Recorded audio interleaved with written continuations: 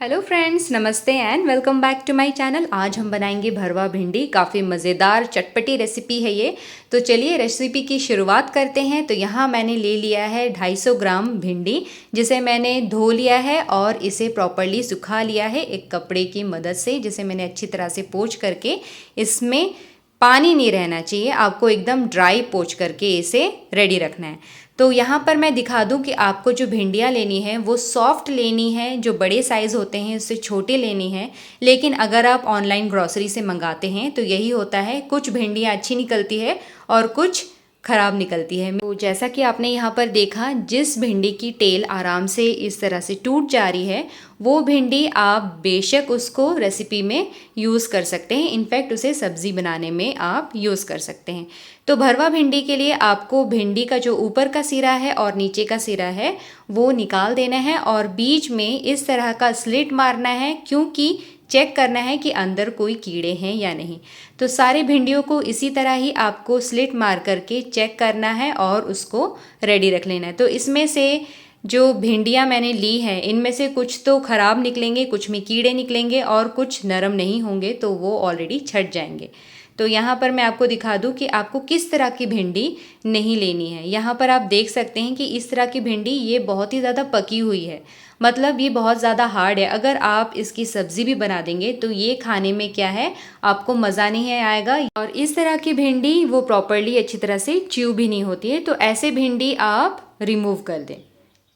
तो फ्रेंड्स, जब आप सारी भिंडियों में इस तरह से चीरा लगा करके रेडी रख लें, तब हम प्रिपेयर करेंगे इसमें जाने वाले मसाले। तो मसालों में सबसे पहले मैंने यहाँ पर लिया है 1 table spoon of coriander powder. उसके बाद मैं यहाँ पर ले रही हूँ रेड चिली पाउडर 1 चम्मच भर के। फिर हम यहाँ पर लेंगे आधी चम्मच हल्दी।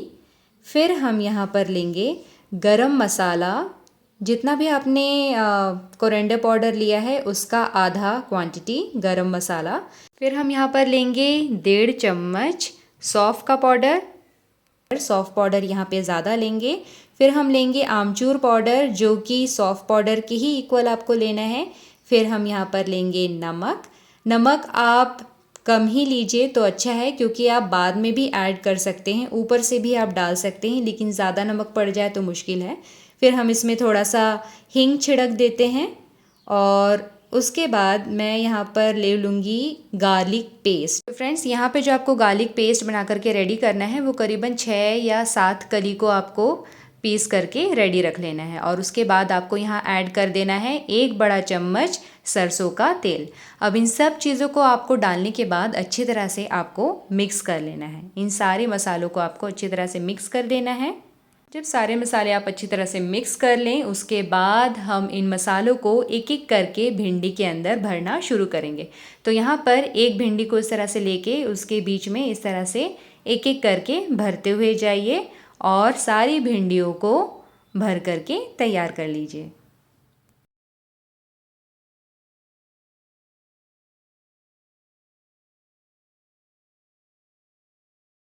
तो यहाँ देखिए फ्रेंड्स, हमारी सारी भिंडियाँ रेडी है, अंदर अच्छी तरह से मसाला हमने भर लिया है और अब हम इन भिंडियों को पकाएंगे। तो यहाँ पर आपको कढ़ाई में सरसों का तेल डालना है और सरसों के तेल को अच्छी तरह से गर्म कर लेना है, जब तक कि इसमें से धुआं ना आने लगे।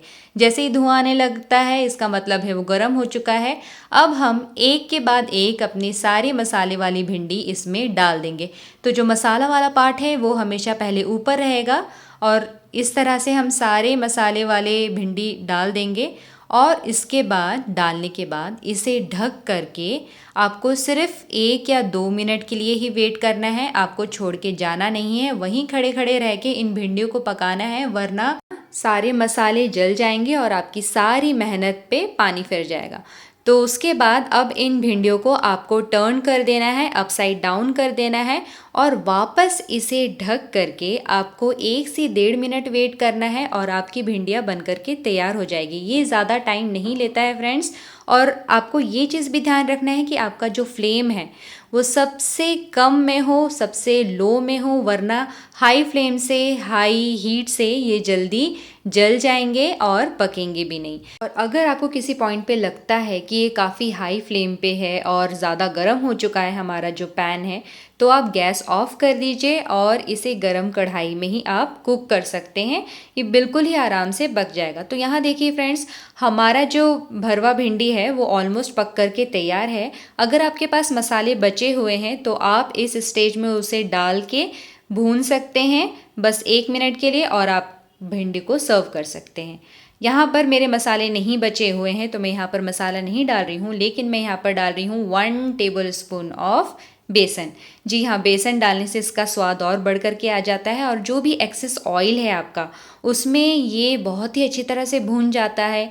एक नटी अरोमा आता है जिससे कि बहुत ही अच्छी खुशबू आती है, और जब आप गर्मा गर्म से परोसते हैं तो ये कुरकुरी भी रहती है, लेकिन समय के साथ उसके बाद ये सॉफ्ट हो जाती है। तो यहाँ पर हमारी जो भरवा भिंडी है वो बन करके तैयार है, बहुत ही स्वादिष्ट लगती है। लास्ट में 1 चम्मच जो हमने बेसन डाला है वो भी इसमें भून करके बहुत ही अच्छी खुशबू लाती है, तो वो आप ज़रूर से डालें। और उसके बाद हम इसे सर्व करेंगे रोटी के साथ या फिर राइस के साथ सर्व कीजिए। ये बहुत ही चटपटी मज़ेदार रेसिपी है। तो उम्मीद करती हूँ फ्रेंड्स कि आपको ये रेसिपी इजी लगी होगी, आसान लगी होगी, और आप इसे घर पर ज़रूर ट्राई करेंगे। और साथ ही साथ मुझे कमेंट करके ज़रूर बताइएगा कि आपको ये भिंडी की रेसिपी कैसी लगी। So thank you so much for watching friends. I will see you with my new recipe. Bye bye.